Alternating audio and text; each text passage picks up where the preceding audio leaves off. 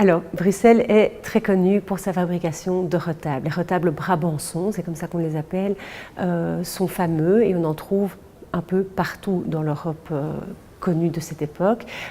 Autant la tapisserie c'était fait un nom, mais les retables brabançons aussi. Et c'est comme ça que la famille de Saluzzo en Italie va s'adresser à des fabricants, à des artisans bruxellois pour acheter le retable familial. C'est dire à quel point la renommée de Bruxelles est importante parce qu'on s'adresse à Bruxelles depuis le fin fond de l'Italie. On voit tout à fait que c'est une œuvre bruxelloise. Elle est évidemment marquée de Bruxelles, mais aussi on reconnaît les marques des différents métiers qui ont marqué physiquement l'œuvre. Ce n'est pas forcément visible à l'œil nu, il faut parfois les regarder à l'arrière. Mais donc, bon, le peintre Valentin Valenrlet est bruxellois. Donc voilà, c'est une œuvre typiquement bruxelloise et d'un savoir-faire tel qu'on le retrouve un peu partout en Europe. Alors, ce retable date du début du XVIe siècle, donc la Renaissance dans nos régions, enfin, qui est arrivée d'Italie.